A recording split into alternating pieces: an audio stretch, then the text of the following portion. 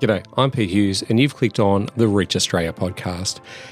This is the third of 4 workshops on the idea of multi-site church.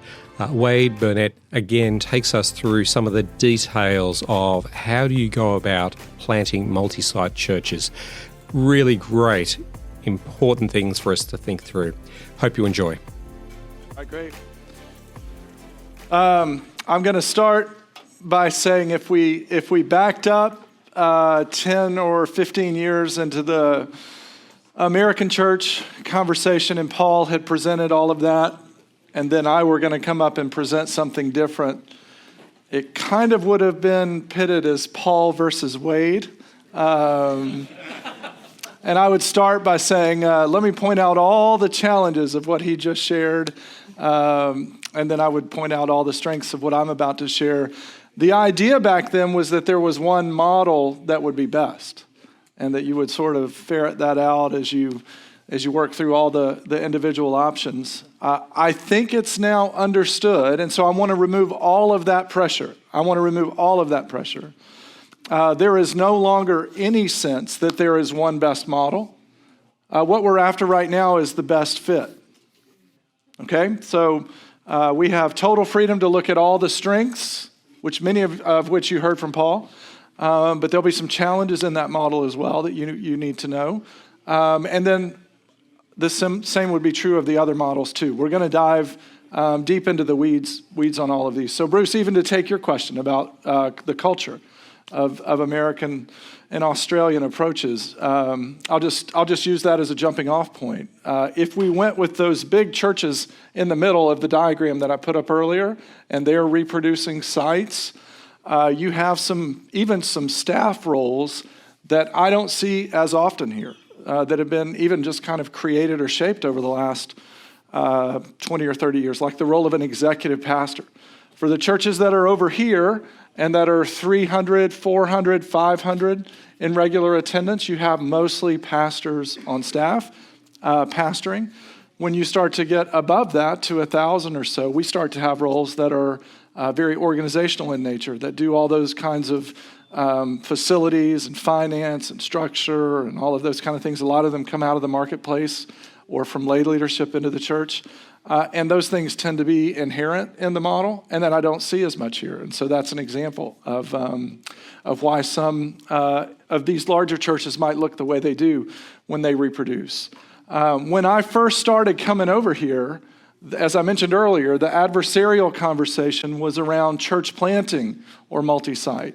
And I want to put up a picture of the 2 guys I met when I first came over, Derek and Scott. This is what they look like when I first came over. So I have a couple of reasons I wanted to put that up, but the first one, and I think the most obvious, is just to point out that church planting is hard.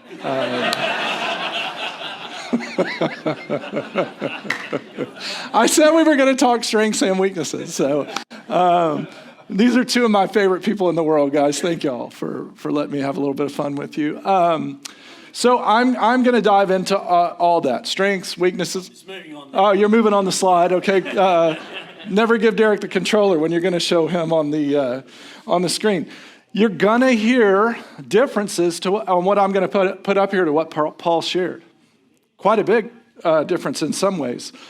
And again, I'm not about persuasive approaches here. I just want you to have all of it, strengths and weaknesses. So this would have been similar to Paul being in Florida and hearing all of this and learning some of it and then coming back and applying his own unique approach to all of that. And that's what you guys will do too. But this is what we teach. The first step in multi-site has nothing to do with other sites.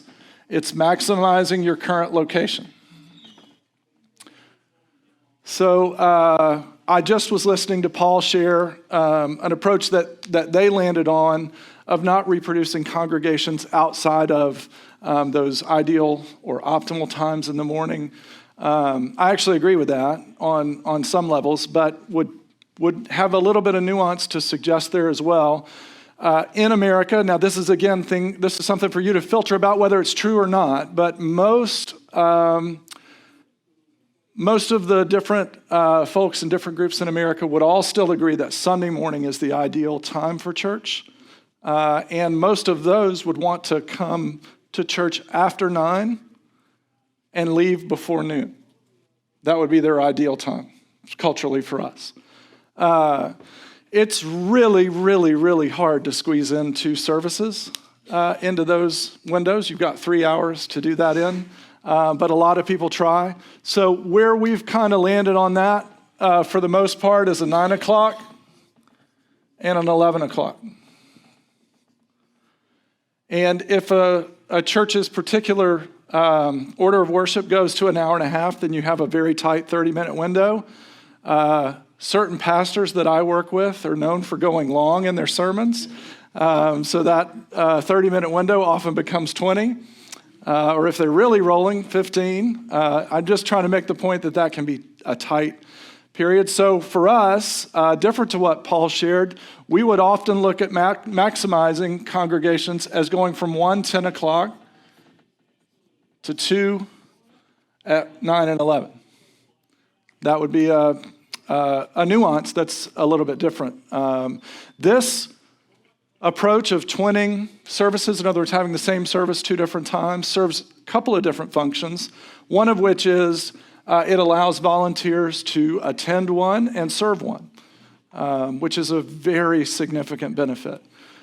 We actually encourage churches to think about pairing services whenever they might be offered, so that if you have a really strong evening congregation that's overflowing, look at pairing that into 2 evening congregations so that you can have volunteers attend one and serve one. That's known as pairing. That's just a strategy.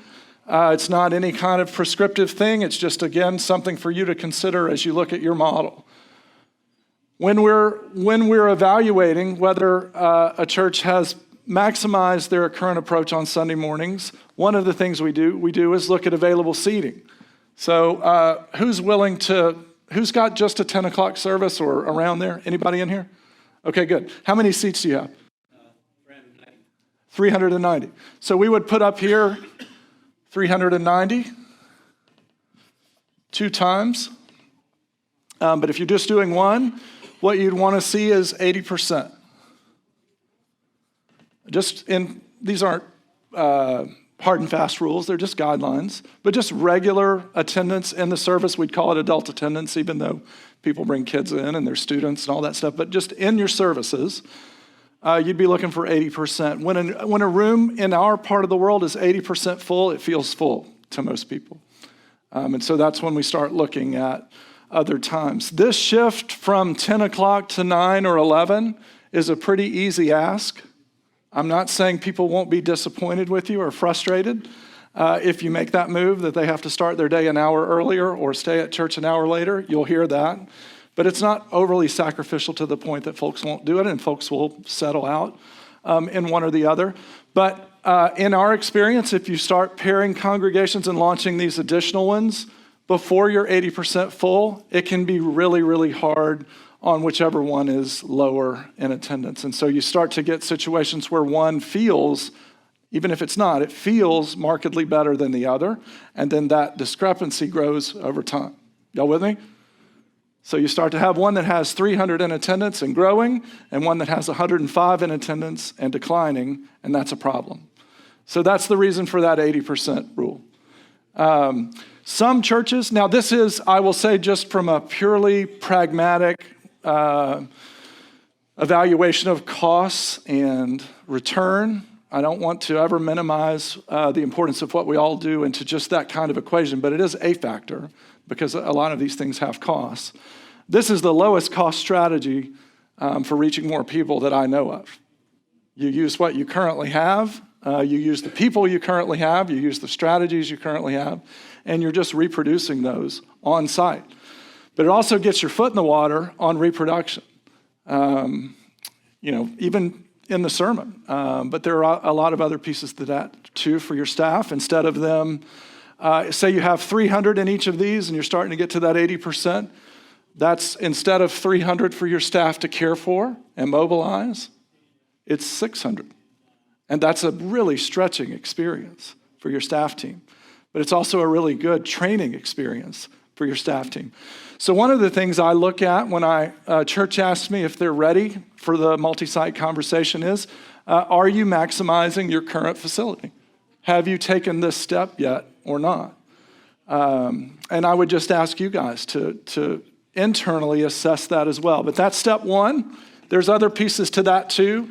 I won't have time today to go into all of those. We look at children's ministry space, space for gathering, how many people are in groups as a percentage of the church as a whole, how many people are taking next steps in their own discipleship journey, how many are volunteering, what percentage of your church is giving, all those metrics of health. And then we compare those across both congregations and see where you are globally. Y'all with me? Like there's a whole step of assessment there for maximizing what you're currently doing that most people skip when they start having the multi-site conversation. All right, now, moving on from there, let's say you all are maximizing your current facility and you're beginning this conversation about what do we do next. You heard Paul say that Trinity was full at around 800 people for a long, long period of time. That can start to lead to complacency. When you are maximizing your current facility, I would affirm in every way I possibly can, you should do something next. One of the strategies is to build bigger. That's not one that we'll cover here. That's a really, really expensive model. And you are committing a lot of times to debt and construction projects and really significant long-term kinds of changes for your church that better increase these numbers significantly in order to justify the expense of all of those kinds of things you would be investing in. So that's just build bigger. That's all I'm going to say on that one.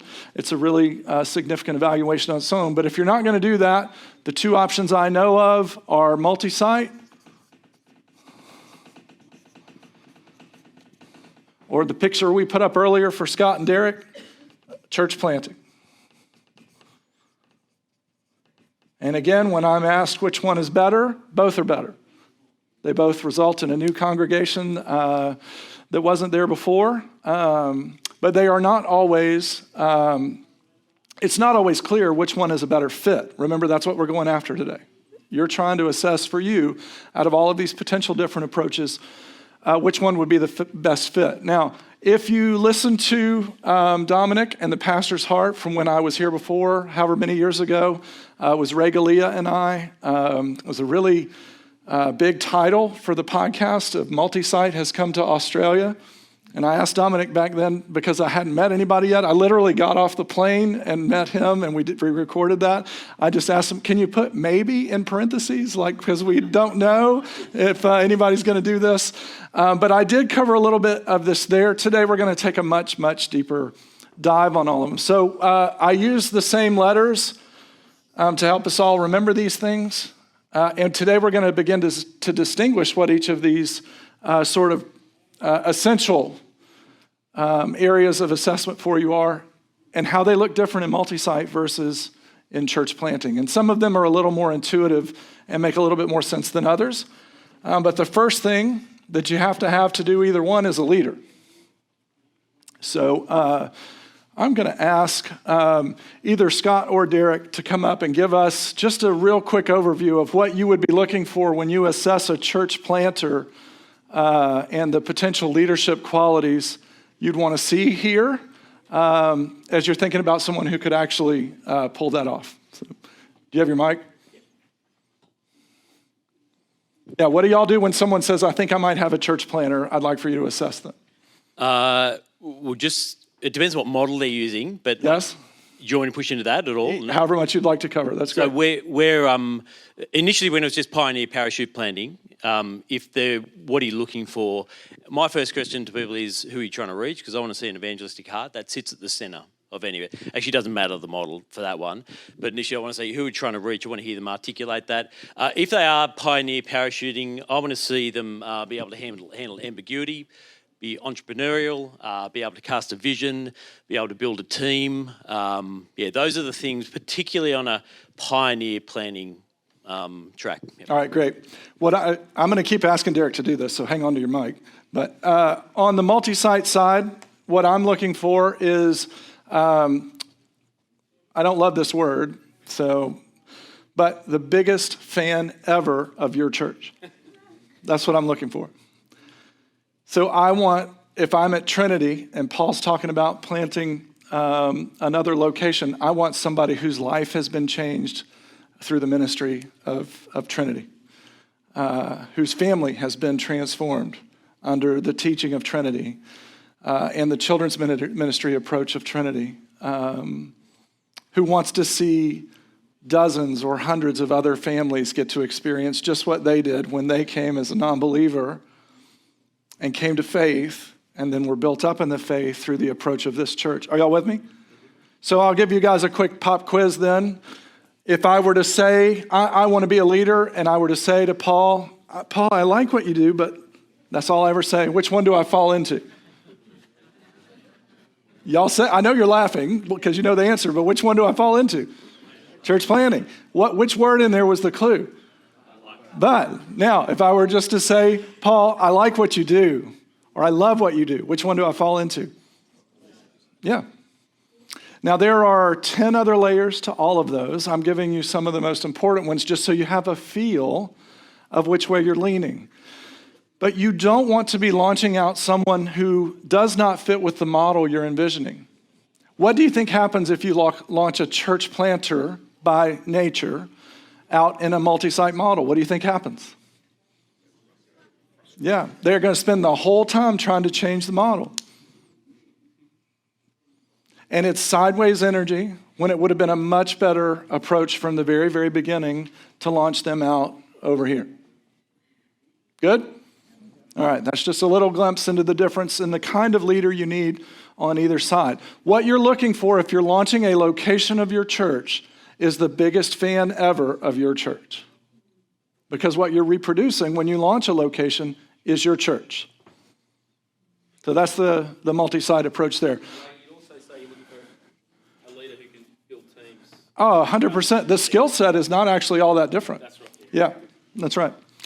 Okay, number 2 is location. On the multi-site side, I've already said, I'm going to use these just one-word things. You want a fan. Location, you want something 20 minutes away.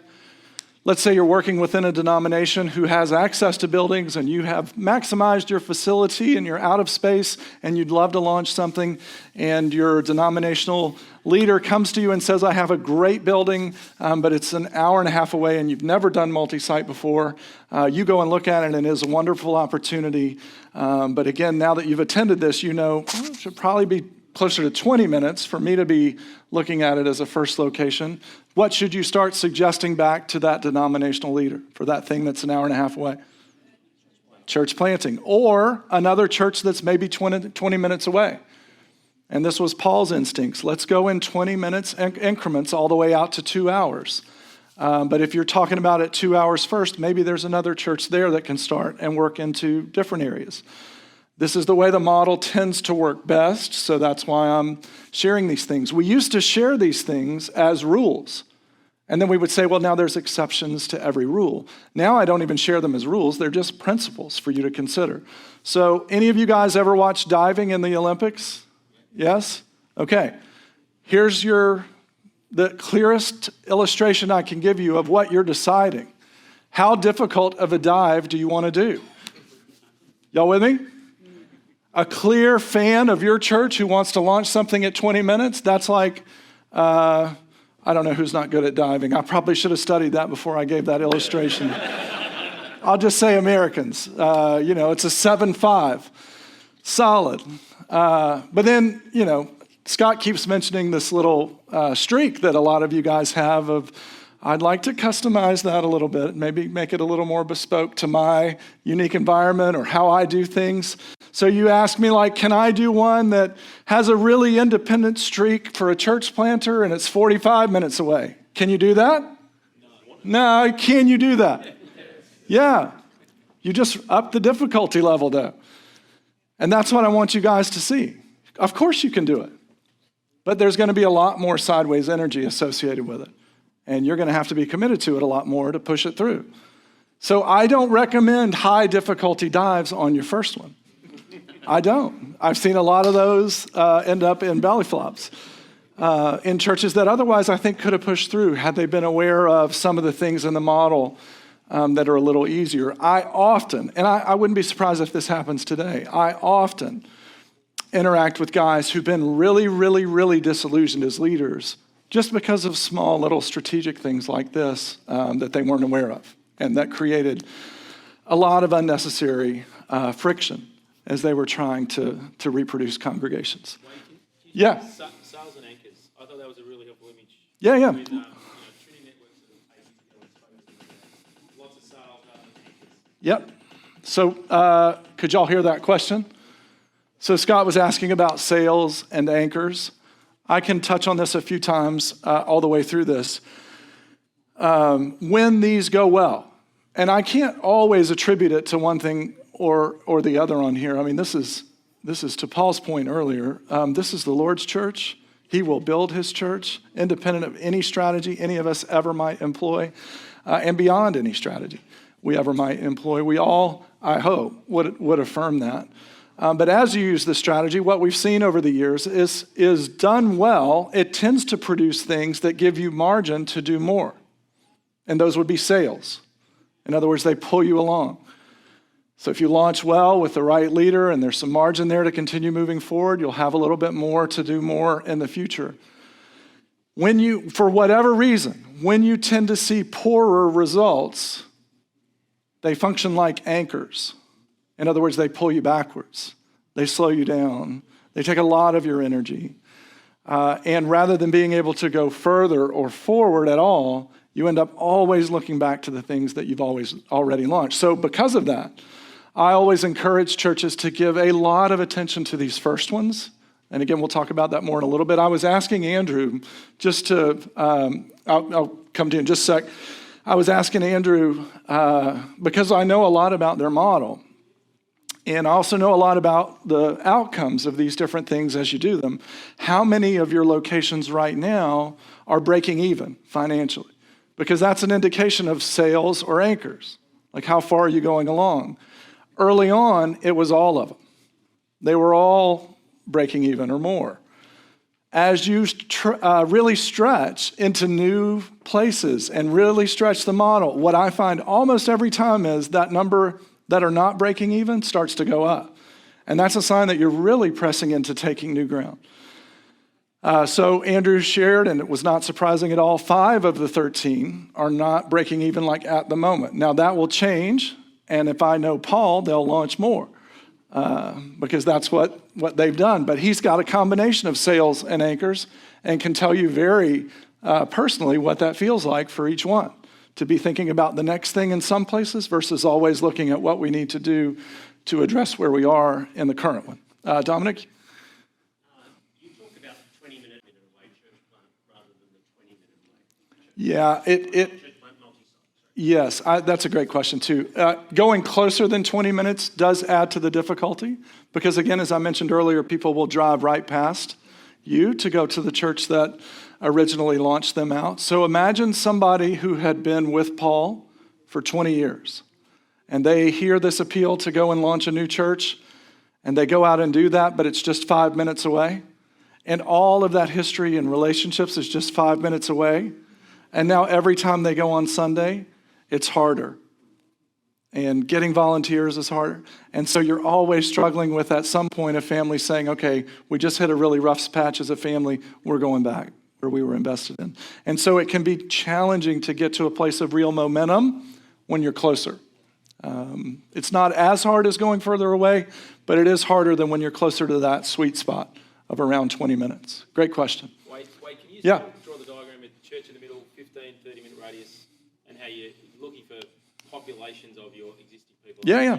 Let me draw that one like when we get to the Q&A. Is that good? Yeah, it's good. Yeah, I want to make sure we get through this and the differences between the two. All right, this is the biggest one, launch team. The biggest difference between church plants and Multisite. So Paul, what did you say y'all look for on a launch team? Launch team, 50 to 80, I guess. All right, 50 to 80. Where's Derek? Yep. Derek, what do you look for on a launch team? About 3 to 4. All right. Me would say even for a pioneer, before you publicly launch, about 30. Yeah. Adults. I'm putting 3 or 4 up there, though, because I love that. I just want you guys to see the difference in... Now, here's a good diagnostic, is does somebody get excited about one or the other as they are thinking about launching something? That's another really good indication of which model might fit them better as you move forward. This is, I believe, now I'm just putting 50 to 80 up here because we're in Australia. If we were in America, I would put 200. So that's why I'm using 50 to 80. You're at 200, you guys feel like you're already launching with a full church. I get it. I've been here before, so I've learned my lessons.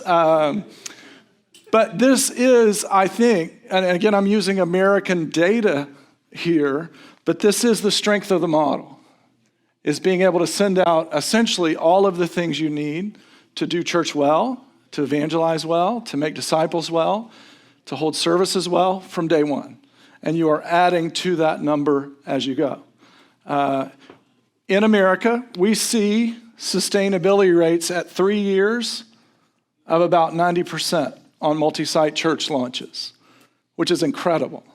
There are very, very few that are launched and that are no longer there at 3 years. It's an extremely rare occurrence. And I attribute that to the number of people that are invested in it from day one. I do think this takes longer.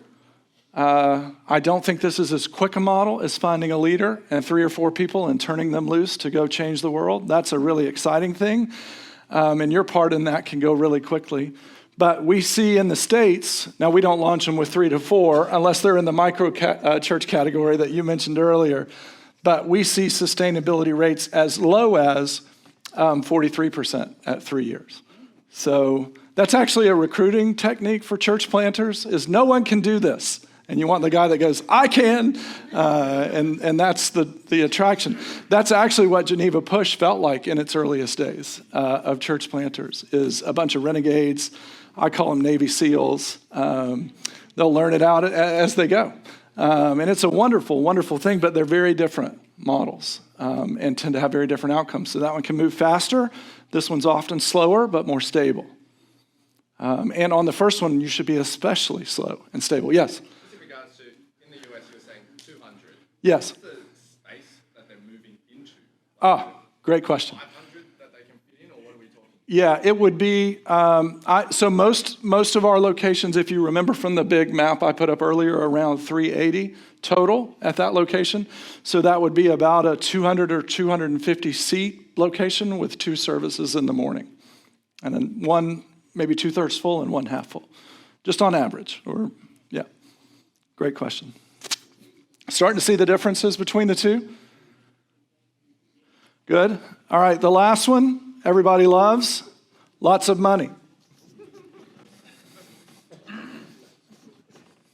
And everybody asks me how much is lots, and I just say, again, a painful amount, more than you have. So I'm assuming, Not much, exactly, that you have. I know. And it takes way more than that.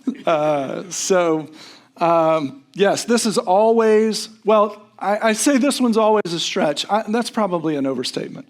There's always one of these that you feel like is totally missing right now. I'll just say that. You may have a location picked out, and again, you've had conversations with another church or denominational leaders, and you got that one checked, but you don't have any money to actually go pursue it. Or you have a leader, and they're ready to go, but you haven't worked out how to develop a launch team, or you haven't maximized in order to be able to send 50 or 60 people with. Y'all with me? There's always something missing. I would encourage you guys, especially those of you in the room who are senior ministers, to actually be optimistic about those things that you're missing on this list. Those are the areas where only God can provide. And those are the areas you'll be most encouraged about 3 to 5 years down the road. That we could not find a place We prayed, we fasted, we had all these other things in place, but we just couldn't unlock that last one, and those are the best stories. And so I wouldn't let it stop you that you're missing one of these key things. But I would begin to develop some really specific plans for asking the Lord to provide. Now, Derek has developed another L, which I'd like him to come up and talk through as well. Was that the fifth one? That's the fifth L. Yes. I'm not sure. I bounced this off Wade last night. I'm not sure what he thinks about it, so he can tear it to strips. Actually, how does this work? No, keep going. Sorry for everyone. Hopefully you can see that. Now, I've just stolen shamelessly Wade's stuff, but one of the dynamics that Wade's explained here, we were experiencing talking to churches around multiplication. And so I added this logistics one at you, which, it's really just church planning model. So I'm just using three simplistic ones: Multisite on one end, Pioneer kind of parachute on the other, mother-daughter, which is an interim. Has some Multisite characteristics, but heading towards independence with some Pioneer parachute. And so a lot of our assessment is based on helping leaders think through this. But the logic is, very quickly, the first three, when I'm talking to a senior leader, I'm asking, do you have a leader? If the answer is yes, tell me what exactly the question Wade asked. Tell me what they think of your church. And if it's, yeah, it's good, but, okay, we're not doing Multisite. That's probably not where you're at. But if you're thinking, well, no, we don't have a leader, but we know there's a greenfield suburb over there. It's 45 minutes away. We have to plant a church. Again, what am I thinking? Am I thinking Multisite? Well, probably not. There's a long way to go. But if it's within that 15, 30-minute ring, I think maybe then you've got the other things falling out. If you've got what have I missed there? Some churches are saying we absolutely want to do a multi-site. It then locks you into thinking both the location, you've got a 15, 30-minute ring, and the leader type. This is the kind of person we're looking for. So that's been one of the things. We're, again, always reforming, always fixing, but that's helped us have a conversation with leaders around these really helpful L's that the multi-site has to work out where on the church planning model, depending on what you've already got or what's in your head or what you want to pursue, what's healthy. That's great. I would strongly recommend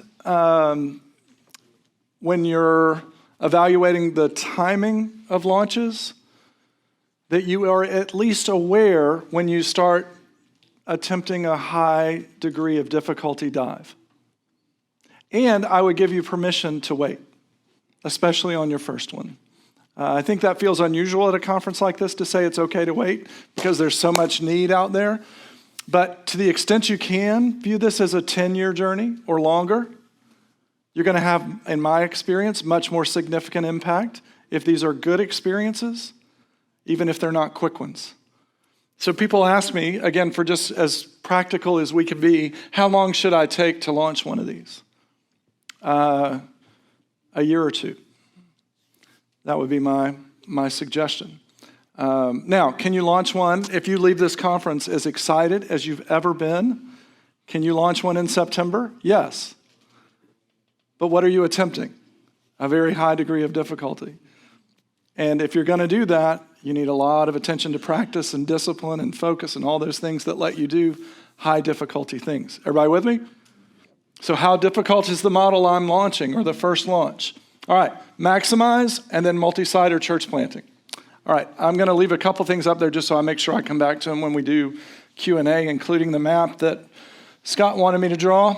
But I want to, because of all the different places that you guys shared you were, as we were doing introductions this morning, I want to speak to some things that I think might be helpful to a few of those different places. So I'm going to continue on with the L's.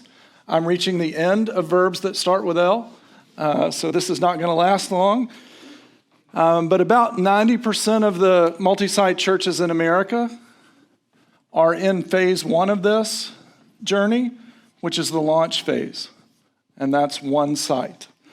And I would say launching is a skill that you can learn. There are some very practical things that go with launching one of these. Paul mentioned one earlier that I loved. Everybody on our launch team has 5 people that they're praying for and that they will be inviting. That's a skill that you're giving to people to strengthen your launch. One of the things we've learned, now our calendars are backwards to yours, so September is fall, but we launch in the fall every time. So I tell everyone the absolute best time to launch a location is in September. And then everyone asks me, well, we can't do September. What's the second best time? And do y'all know what I tell them? September. And it's for the same reasons. It's proven over the years. So in our context, what happens in September is the school year starts. And you get about a 4-month run with no big breaks, and then Christmas. And we get this wonderful gathering experience around Christmas when the whole culture is a little bit more open to things like carols or coming to a Christmas event. And we have the opportunity to invite them. And then the new year starts and there's all the resolutions being made. And you know what? I have thought about going to church before. And it's just a build of momentum all the way up to Easter before things break for our summer holidays and people start scattering. For a lot of years, people would think we should launch on Easter. That's our biggest Sunday. And they would have this great experience on launch day. But then 6 weeks later, it's like, where is everyone? You know, they've all left, school's out, and they've gone other places. And so those are the kind of practical things. There's numerous others that are part of the skill of launching. But the the adjective that I would say describes every one of those is launch when you can. You want to be launching strong. So Paul mentioned this pain too. I have a great volunteer leader who's able to develop other volunteer leaders. I don't want to send them because if I do, I can't do that here anymore. That's exactly who you want to send. You can make it without them at your place, even if it's a little bit more painful, in a way that you might not be able to at the place you're going to. So your best, your brightest, your strongest need to go. Y'all with me? Not so much. That was not a loud amen. Y'all are all feeling the pain of sending your best and brightest out. Good. I want you to feel that pain. This is when your kids leave home, but when they leave home, you want to know they got it. It's not that you don't feel that pain, it's there.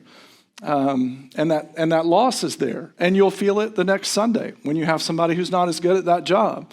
But where you'll end up 2 to 5 years from there will be very different if you launch strong. So when you're making appeals to the launch team, you're not saying, look, if you've never served before, we need you. They're welcome to go, but that's not who you're talking to. I want you to go have lunch with the best volunteer developer you have. I want you to send, if you're going to send staff, send some of the best staff you have. Because especially on the first one, you want to launch strong. And this is the kind of defining challenge of your first one is, can you launch? If you launch well, you're off and running. If you launch poorly, you've got an anchor, in my experience. So if September or whatever that date is on the calendar for you guys that's most strategic rolls around and you're not ready, I'd really encourage you to pray about whether you wait till the next year and give that some thought. Because again, over a 10-year period, you're way better off launching these strong and slower than launching some anchors out there that are going to take up a lot of your energy and attention and money over that same 10-year period. The next stage of this journey is, can you lead Multisite? And that's where you're at 2 to 3 locations.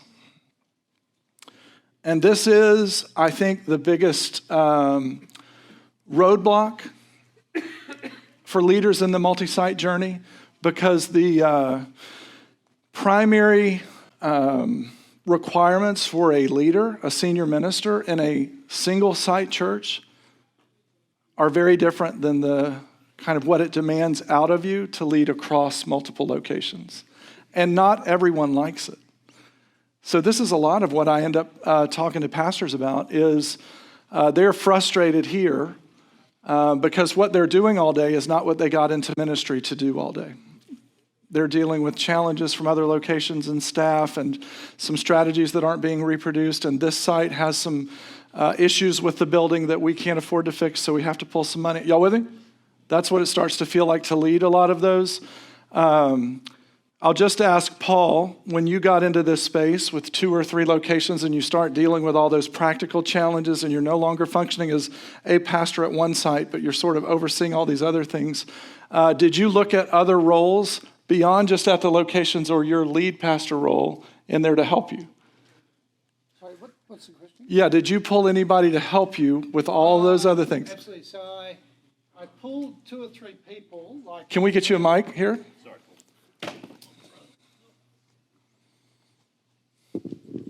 Thanks, Matt. So what I've kept doing is thinking about the executive team we need to run a network so that I could keep leading the network. So people like Andrew that I've already introduced, his skill set is in business and management and really a multi-site franchising sort of business. So that's what he did before he came on board. Another guy I recruited was doing really well in BHP, pulled him out of that to do something with me, and trying to build those skill sets around me to run the organisational side so that I could actually still keep doing what I thought I needed to do. Perfect. That's every one of the churches that I've ever seen that gets through this stage well, and the pastor enjoys it. There's an executive team or an executive pastor or an executive committee who says, Paul, you don't need to be spending your time deciding whether we need a new driveway at the other 3 locations. Let us do that. Let us figure out the budget we'll give them to run staff there. Y'all with me? We could come up with 100 examples, but this new role is essential in the leadership stage. And so a lot of what, even this week, as I've met with senior pastors and I've shared, if you go down this path, your role changes. Do you want it to? When I meet with a pastor who says, what I did when I was back in Louisiana, I love being with people. I've done the membership interview for everybody in this church. I've hired every staff person. I beat people to the hospital. That was me.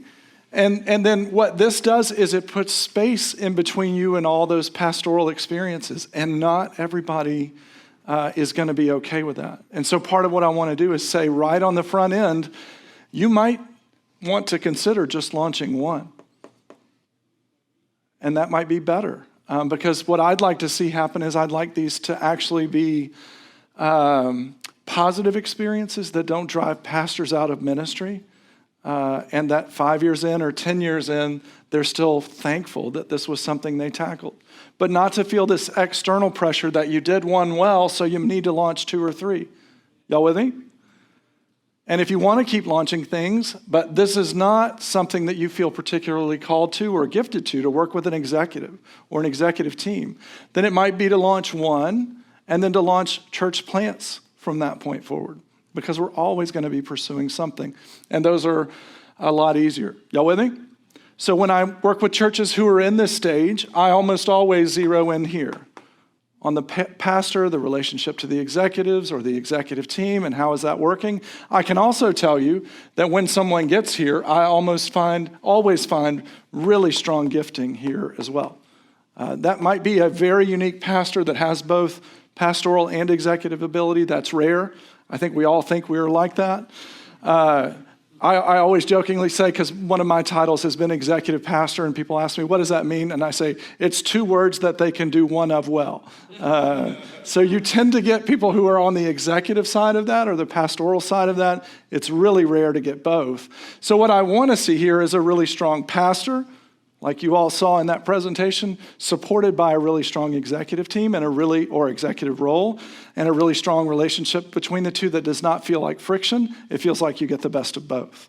And that's what we're looking for in this lead stage of development across churches.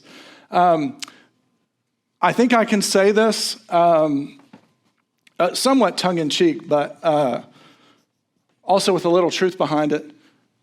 Almost no one gets past that stage, past 2 or 3. Almost no one gets past that stage.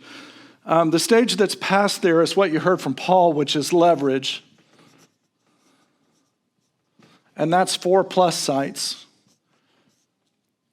And if you read that Substack that I mentioned from Michael Bird, this is where it almost starts to function like a little mini diocese, where, as you heard from Paul, he's appointing the leaders. They are accountable to the church, sure, but to him for specific things in leading and reproducing. This starts to feel much more central than this, which is something we'll get into very briefly here in just a second. I think this is so rare that I rarely teach on it. It is very unlikely that many of you are going to hear, and it's even more unlikely that I'm going to give you answers from up front that will answer the questions you need answered for here, because this is so unique. This is no longer me looking at patterns and things we know from the 5,000 launches. This is me developing relationships across the 50 churches in the world that would fall within your specific theological convictions and your kinds of polity that you could learn from as you tackle the unique challenges of leveraging. Y'all with me? So the future Pauls that are in the room, and I know you all are, you're all going to have 14 of these 20 years from now. Your answers are unlikely to come from this stage. That's what I want you to hear. You need to go talk to Paul. And everybody will ask him, can you come visit us? And he can't. Go to Adelaide and buy him lunch or sit down with him for as much time as he will give you and learn everything you can. If you're doing 2 or 3 well and you still feel called to pursue this model of reproducing congregations across multiple locations in ways that can lead to more and more and more of these. Y'all with me? This is very unusual. And then when you get to the end of that, write a book and give it away. Like, give the book away and let the others that are out there know that too. Now, since most of us are in this stage here, and I am going to try to end on time so we can have our break and then have tons of time for Q&A. Can we put the slide up from Brad House, the multi-church slide? Yeah, that was it. Everybody always asks me, how do these locations relate to one another up here? And my answer is, how do you want them to relate to one another? You're the one launching it. So what should it look like? This is a book that was written a number of years ago by Brad House, and I'll just give some very, very high-level thoughts on it. So you're moving from more centralized, where all of the decision-making authority is at the sending church, to more contextualized, over on the right, where all of the decision-making authority is in the church that was launched, the congregation that was launched. And then in the middle are shades of that transition moving across the board. So you have one church with a single service, and then as I recommended earlier, that moves to one church with multiple services, or maybe venues who start to use the gym or a family center. Those are easy. But then franchise there, the third one from the left, one church, and then I love this loaded term, cloned. So you know right off the bat where Brad is as he approaches all of this. Cloned to multiple sites, that's a franchise. Okay, so that is what most people would think of as multi-site in that big church model that I had up this morning. Y'all remember that one? Those would be franchises. Federation would be one church contextualized in multiple locations. All that means is the decision-making authority is still in the sending church, but you're giving freedom in specific areas to locations to do it differently in some ways. They don't have autonomy to decide to do everything differently, but if they were to say, we don't have 8 children's ministry rooms, we have 1, so we can't do what that sending church does. We have to do it differently here. That starts to get into that federation model, where some aspects of the church look differently, and they're given permission to do that. So that starts to be a federation. Now, I'm going to make one last joke as we wrap up, but as y'all know, there's truth under every one of these that I do actually believe in.